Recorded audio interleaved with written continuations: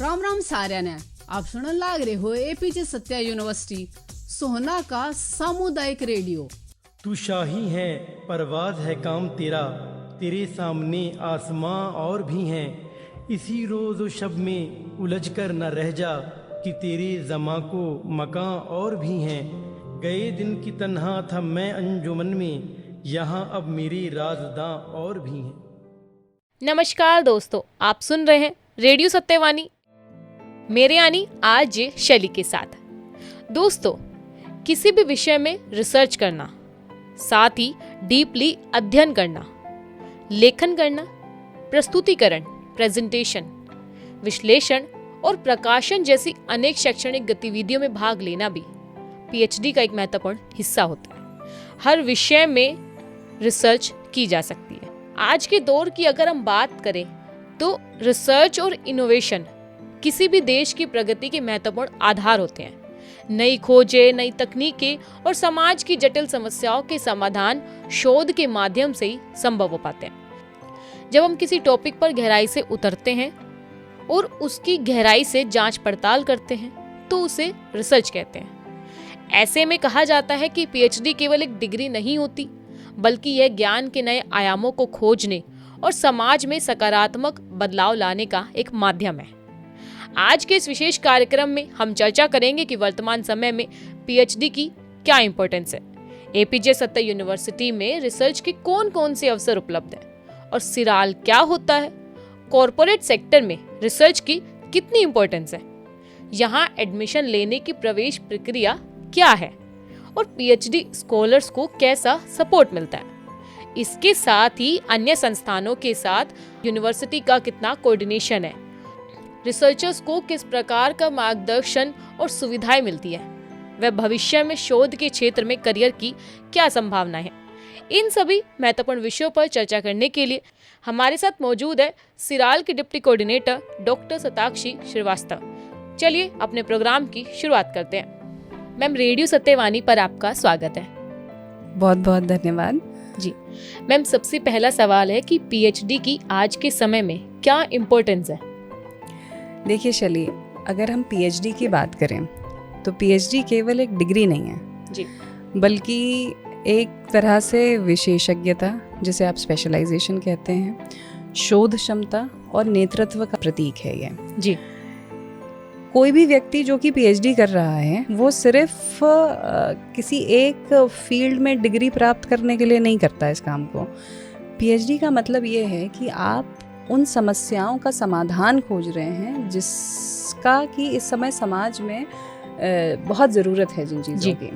और उसके अलावा इंडस्ट्री में इस वक्त बहुत डिमांड रहती है कि नए नए इनोवेशंस आएँ जिससे कि हमारा जीने का स्तर बढ़ जाए।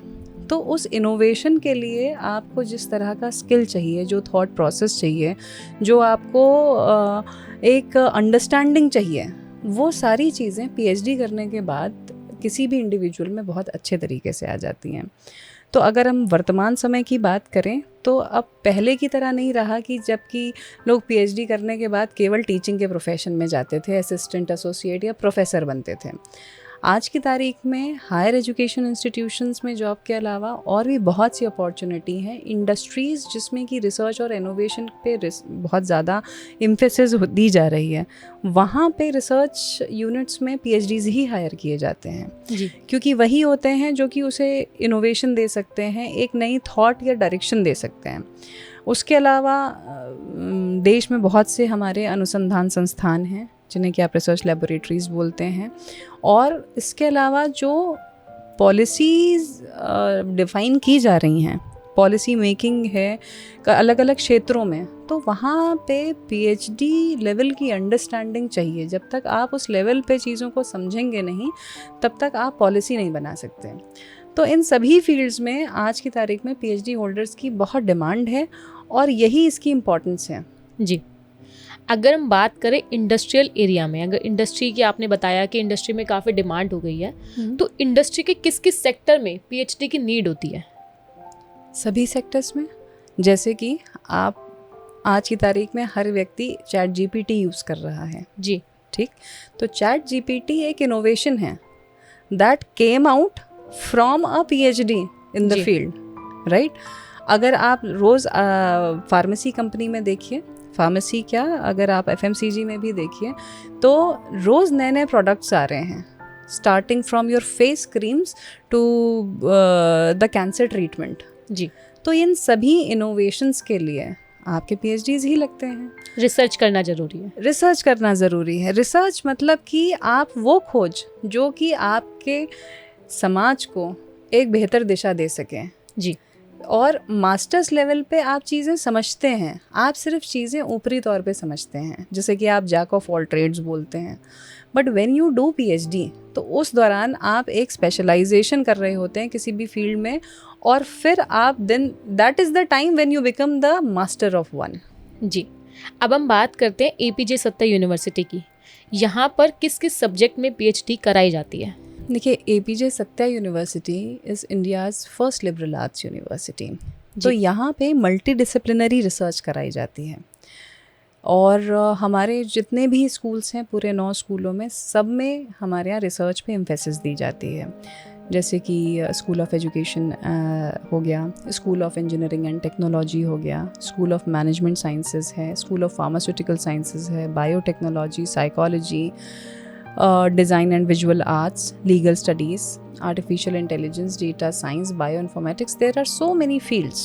Depending upon the specialization of the faculties over here, we are conducting research in all these areas. जी, PhD में एडमिशन के लिए क्या कुछ प्रोसेस है और इसके लिए क्या एलिजिबिलिटी क्राइटेरिया होता है? जी हाँ, बिल्कुल। यहाँ पे PhD के लिए प्रोसेस है।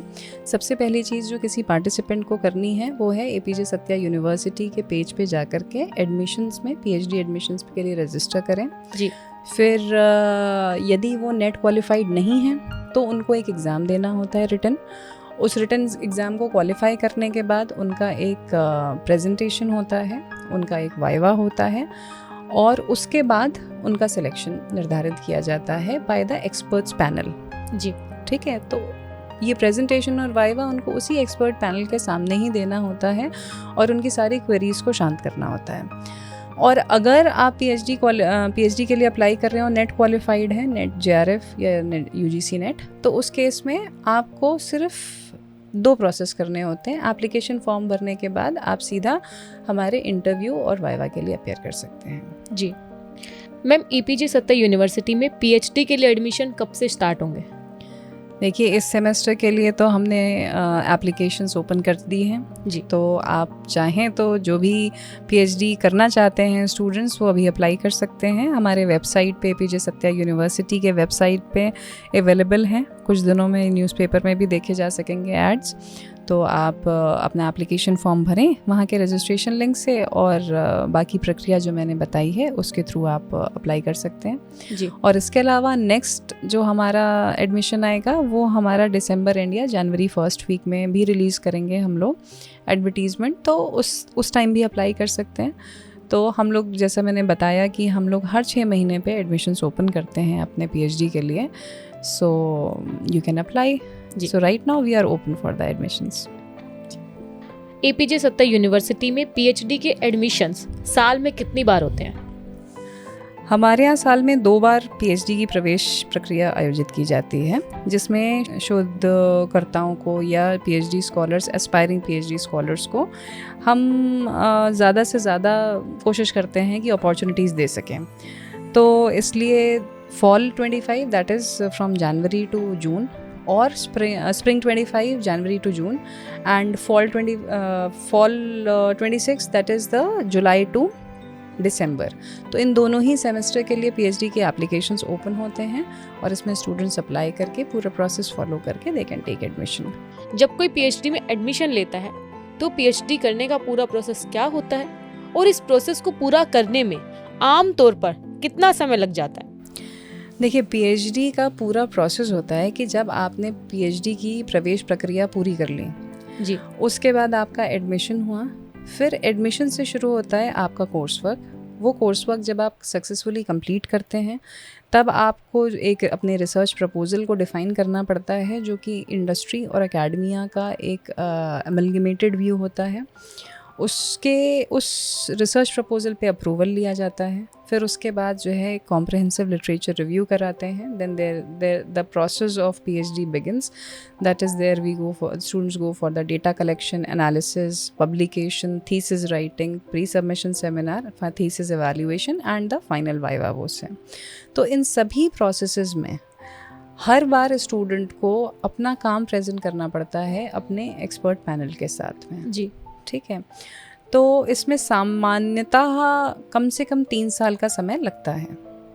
और जब स्टूडेंट अपना काम पब्लिश कर लेते हैं किसी पीयर रिव्यूड जर्नल में, उसके बाद ही उनका थीसिस सबमिट होता है। जी। एक PhD स्कॉलर को अपना रिसर्च टॉपिक चयन करने में, टॉपिक को चुनने में कितना समय लगता है और क्या टॉपिक उसे कैसे चयन करना चाहिए? That is a very good question शैली। देखिए, जब रिसर्च स्कॉलर अपना PhD का टॉपिक सेलेक्ट कर रहे होते हैं तो उस दौरान उनको कोर्स वर्क का 6 महीना मिलता है, जिसमें कि वो अपनी पढ़ाई कर रहे होते हैं, अपने फील्ड से थोड़ा ज़्यादा रूबरू कर रहे होते हैं in depth, and then they try to understand what is the gap और what is the need of the society, and they try to identify that problem, और उसके बाद ही वो अपना टॉपिक अपने गाइड या मेंटर जो उनको अलॉट होते हैं उनके साथ डिस्कस करके चूज़ करते हैं। तो अगर आप कहें तो तकरीबन 6 महीने का टाइम कोर्स वर्क का जो हम देते हैं स्कॉलर को पढ़ने के लिए, वही वो टाइम होता है जिसमें कि स्टूडेंट अपनी टॉपिक को सिलेक्ट कर पाता है। ठीक है। और दूसरी चीज़ ये है कि कैसे करना चाहिए। तो देखिए, हमारे पास में हमारे यूनिवर्सिटी में थर्स्ट एरियाज़ हैं कुछ। Now where we try to emphasize on the applied research. जी, right. Applied research which is helpful to the rural society and to the industry both.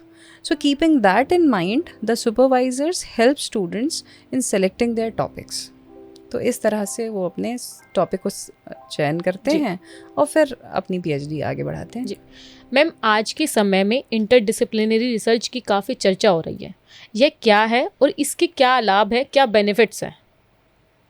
ये तो बड़ा अच्छा सवाल है फिर से। देखिए, इंटरडिसिप्लिनरी रिसर्च वो शोध है जिसमें 2 या अधिक विषयों के सिद्धांतों, विधियों और दृष्टिकोणों को मिलाकर कुछ जटिल समस्याओं का समाधान खोजा जाए। जी। जैसे कि आज की तारीख में कंप्यूटर साइंस ने AI डेवलप कर दिया और अब उसका इस्तेमाल, AI का इस्तेमाल हेल्थ केयर में हो रहा है, जी, साइकोलॉजी में हो रहा है, डेटा एनालिटिक्स, लॉ, और मेरे ख्याल से हर फील्ड में हो रहा है। Even in education also people are using AI। तो इंटरडिसिप्लिनरी रिसर्च ये है जिसमें कि एक इंडिविजुअल को आप ऐसे स्किल कर दीजिए so that they can fulfill the requirement of a project which is very beneficial for the society as a whole. So that is the interdisciplinary research. जी मैम, सिराल क्या होता है और शोध कार्य में यानी कि रिसर्च में इसकी क्या भूमिका होती है और ये कितना इम्पोर्टेंट होता है? सिराल का फुल फॉर्म होता है centre for innovative research and advance learning, और इसका हमारे विश्वविद्यालय में क्या काम है, क्या भूमिका है, तो शोध, नवाचार और इंटरडिसिप्लिनरी रिसर्च जी को बढ़ावा देने का प्रमुख केंद्र है। तो सिराल किस तरीके से मदद कर रहा है? सिराल हेल्प करता है स्टूडेंट्स को in identifying their problems in the by providing them the right facilities. Supervisors कौन होने चाहिए जी, किस तरह की उनकी फैसिलिटीज़ अवेलेबल कराई जा रही है यूनिवर्सिटी में, किस तरह से स्टूडेंट का प्रोग्रेस हो रहा है, उसको टाइमली मैनेज करना, और स्टूडेंट्स ही नहीं बल्कि फैकल्टीज़ के लिए भी उनके स्किल्स को किस तरह से इंडस्ट्री के नीड्स के साथ हम मैच करके कंसल्टेंसीज़ के थ्रू हम उनके उस स्किल को और बढ़ावा दे सकें, किस तरह से हम कोलैबोरेशंस एक्सपैंड कर सकें in terms of research with other institutes, क्योंकि कुछ एक्सपर्टीज़ हमारे पास है, कुछ स्किल्स हो सकता है दूसरे यूनिवर्सिटीज़ में हैं, जो कि अगर कंबाइन कर दिए जाएं तो the results will be very fruitful. जी, तो इस तरह के मेमोरेंडम ऑफ अंडरस्टैंडिंग्स डेवलप कराए जाएं या साइन कराए जाएं। तो इस तरह से सिराल कोशिश करता है अपने स्टूडेंट्स को और फैकल्टीज़ को अपलिफ्ट करने की। मैम, APJ सत्ता यूनिवर्सिटी में PhD स्कॉलर्स के लिए कौन कौन सी सुविधाएं उपलब्ध कराई जाती है? देखिए, हमारे जो रिसर्च स्कॉलर्स हैं, सबसे पहली चीज़ किसी भी रिसर्च में इम्पॉर्टेंट होती है कि स्टूडेंट का टॉपिक क्या है जी। और उसके सुपरवाइज़र कितने स्किल्ड हैं, राइट? तो ये दोनों ही चीज़ें स्टूडेंट को प्रोवाइड कराई जाती हैं।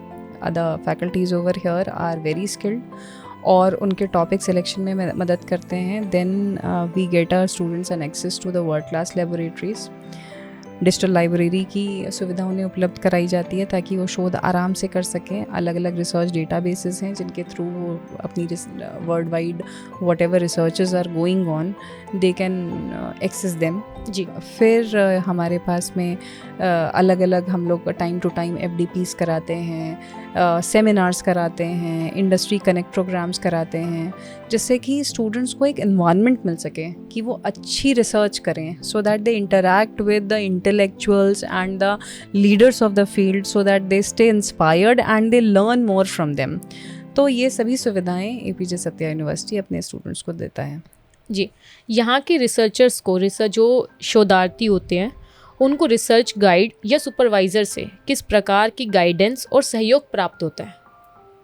सुपरवाइज़र जितने भी सुपरवाइज़र्स हैं वो अपने PhD स्कॉलर्स को step by step proper hand holding करते हैं कि उसका स्टूडेंट का शोध विषय का चयन, उसका कॉम्प्रिहेंसिव लिटरेचर रिव्यू, उसका डिज़ाइन ऑफ वर्क, किस तरीके से वो स्टूडेंट काम करेगा, जो हमारा ऑब्जेक्टिव उसे कैसे अचीव किया जा सकता है, किस टाइम लाइन में क्या काम होना चाहिए, फिर डेटा कलेक्शन कैसे किया जाएगा, कहाँ से किया जाएगा, कितने ड्यूरेशन के लिए किया जाएगा, ये सारी चीज़ें, उनकी एनालिसिस, उनके आए हुए रिजल्ट्स को प्रेजेंट करना, उनके इंटरप्रिटेशंस किस तरीके से करने चाहिए, क्या सही इंटरप्रिटेशन होगा जी।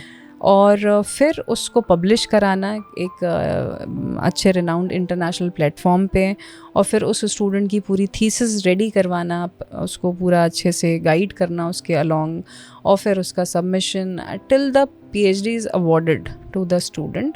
ये पूरी हैंड होल्डिंग चलती है, and not only by the supervisor but सिराल also organizes the school DRCs every 6 months। जी। तो बच्चे ने 6 महीने में क्या प्रोग्रेस की, that is reviewed by the expert panel, और ये एक्सपर्ट्स हम डिफरेंट इंडस्ट्री के एरियाज से उठाते हैं, उनको बुलाते हैं, and they sit in that panel and then they review the students work and then they give their inputs, and this is how we improvise the work also. So this is what actually if we call the role of supervisor, so they are the mentors. जी। Okay ma'am, क्या university research काम के लिए, जो research work करते हैं, उनको बढ़ावा देने के लिए अन्य संस्थानों, उद्योगों या फिर इंस्टीट्यूशंस के साथ कोलैबोरेशन भी करता है? हाँ, बिल्कुल। जब भी हम इंटरडिसिप्लिनरी या मल्टीडिसिप्लिनरी एस्पेक्ट्स की बात करते हैं तो कोलैबोरेशंस के बिना तो बात बनती ही नहीं है। जी। तो विश्वविद्यालय के बहुत से कोलैबोरेशंस हैं, केवल भारत में ही नहीं, भारत के बाहर भी, और अलग अलग इंडस्ट्रीज़ के साथ में, अलग अलग रिसर्च इंस्टीट्यूट्स के साथ में, जो कि गवर्नमेंट फंडेड भी हैं, प्राइवेट भी हैं, उन सभी के साथ में हम लोगों के कोलैबोरेशंस हैं, MOUs भी साइन किए हुए हैं। जी। और इसके थ्रू हमारी कोशिश ये रहती है कि हम एक अच्छा कोलैबोरेटिव प्रोडक्ट दे पाएँ जो कि सोसाइटी के लिए हेल्पफुल हो, जो कि रूरल एरियाज़ के अपलिफ्टमेंट के लिए हेल्पफुल हो इन वन वे और द अदर। तो collaborations are important part of research nowadays. जी। अगर किसी को APJ सत्ता यूनिवर्सिटी से PhD करनी है तो उसको यहाँ से PhD करने का क्या कुछ लाभ मिलेगा? देखिए, सबसे बड़ी चीज़ है कि APJ सत्या यूनिवर्सिटी में इंटरडिसिप्लिनरी और मल्टीडिसिप्लिनरी रिसर्च बहुत इफ़ेक्टिवली होती है, और इंडस्ट्री कनेक्ट बहुत अच्छा है। दूसरा, यहाँ के सभी faculties are PhDs, so they are very skilled in their fields. They are they have very highly specialized knowledge about their fields. जी। तो उनका गाइडेंस बहुत ही इम्पॉर्टेंट हो जाता है। फिर उसके अलावा हम टाइम टू टाइम स्टूडेंट्स को रिसर्च रिलेटेड एक्टिविटीज़ कराते रहते हैं कि कोई वर्कशॉप्स वगैरह हुई हमारी, जिस पे कि हम स्टूडेंट जो कि हमारे रिसर्च स्कॉलर्स के लिए बेनिफिशियल हैं, तो हम उनको उसमें ज्वाइन करवाते हैं। कोलैबोरेशंस के थ्रू डिफरेंट लैब्स में उनको भेजते हैं कि आप यहाँ पे काम कोलैबोरेशन में कर सकते हैं, जिससे कि उन्हें और अच्छा एक्सपोजर मिले। तो overall if you ask me कि हम लोग कैसे करते हैं, तो सिराल और जो एपीजे सत्या यूनिवर्सिटी की यूनिट है, ये बेसिकली एक बड़ी ही संस्थागत व्यवस्था और नवाचार केंद्र दृष्टिकोण के साथ अपने पीएचडी स्कॉलर्स के लिए जो है ऑप्शंस क्रिएट कर रहा है नए नए। मैम, क्या कॉरपोरेट सेक्टर में पीएचडी की ज़रूरत पड़ती है? अगर पड़ती है, अगर किसी को उच्च पदों पर जाना है, तो कौन से सेक्टर में किसको पीएचडी करनी चाहिए? देखिए, बहुत से कॉरपोरेट संगठन हैं जो कि रिसर्च एंड डेवलपमेंट को बढ़ावा देते हैं, इनोवेशन रिसर्च डेवलपमेंट को बढ़ावा देते हैं, जैसे कि डेटा साइंस हो गया, पॉलिसी रिसर्च हो गया, स्ट्रैटेजी हो गई, कंसल्टिंग हो गई, इनोवेशंस या रिसर्च के ही रोल्स हैं, लीडरशिप रोल्स हैं। तो ऐसे में पीएचडी स्कॉलर्स को बड़ी प्राथमिकता दी जाती है। फॉर एग्जांपल, अगर कोई वैक्सीन डेवलप करना चाहती है कोई फार्मा कंपनी, तो उस केस में उन्हें कोई बैचलर्स या मास्टर्स का स्टूडेंट नहीं चाहिए, उन्हें एक स्पेशलाइज्ड पर्सन चाहिए जो कि समझता हो पूरी मैकेनिक्स की वैक्सीन काम कैसे कर रही है और किन मोड्स पे वो काम करेगी। then only they can go for the formulations and the formation of that vaccine। तो उस केस में वहाँ पे PhD स्कॉलर की ज़रूरत है। इसी तरीके से अगर कहीं पे कोई पॉलिसी मेकिंग में पॉलिसी गवर्नमेंट बनाना चाहती है, तो उस केस में PhD स्कॉलर्स की वैल्यू किसी भी नॉन PhD से बहुत ज़्यादा होती है, because they are coming from a very specialised background, जहाँ पे उनको इन डेप्थ नॉलेज है और वो बता सकते हैं कि देखिए इस यहाँ पे ये कमियाँ हैं जी, और उनको पूरा करने के लिए हम इस तरह से पॉलिसी बनाएं that will be helpful for everyone. जी, पीएचडी पूरी करने के बाद करियर अपॉर्चुनिटीज़ क्या क्या हो सकती है? इमेंस अपॉर्चुनिटीज़ आर देयर, बहुत अपॉर्चुनिटीज़ हैं। चाहे आप हायर एजुकेशन इंस्टीट्यूशंस में टीचिंग का प्रोफेशन ले लीजिए कि प्रोफेसरशिप है, असिस्टेंट प्रोफेसरशिप है, रिसर्च साइंटिस्ट है, पॉलिसी एनालिस्ट है, consultant, data scientist, corporate research manager, innovation leaders, think tank experts, government research officers, entrepreneurs, there are so many things. Even for the international research organizations also which are currently collaborating with the Indian laboratories, there are many collaborative projects are being proposed by government, उसमें भी PhDs का ही requirement होता है। जी, अगर किसी को encourage करना हो PhD के लिए, तो क्या कुछ संदेश देना चाहेंगे, क्या कुछ मैसेज देना चाहेंगे? देखिए, मैसेज तो यही है कि PhD को आप एक डिग्री ना समझें जी। PhD आपको एक चीज़ें को सीखने का, प्रश्न पूछने का और नए ज्ञान को सृजन कैसे किया जाता है, ये बताने का माध्यम है। जी, तो अपने विषय के प्रति अगर आप जिज्ञासु हैं और वाकई में आप समस्याओं का समाधान कर सकते हैं और नहीं कर सकते हैं, तो वो माइंडसेट लाना, ये PhD का काम है। जी। तो मैं तो सिर्फ यही कहूँगी कि शोध केवल करियर नहीं है, बल्कि राष्ट्र निर्माण और मानवता की प्रगति में योगदान का माध्यम भी है। जी, thank you so much ma'am.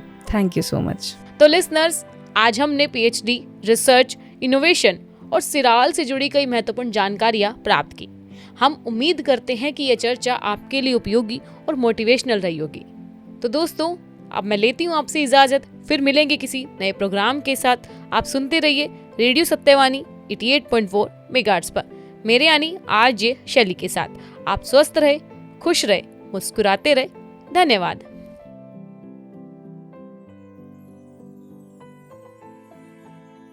तू शाही है, परवाज है काम तेरा, तेरे सामने आसमां और भी हैं। इसी रोज़ व शब में उलझ कर न रह जा कि तेरे ज़मां को मकां और भी हैं। गए दिन की तन्हा था मैं अंजुमन में, यहाँ अब मेरे राज़दां और भी हैं। राम राम साऱ्याने, आप सुनन लाग रहे हो एपीजे सत्या यूनिवर्सिटी सोहना का सामुदायिक रेडियो।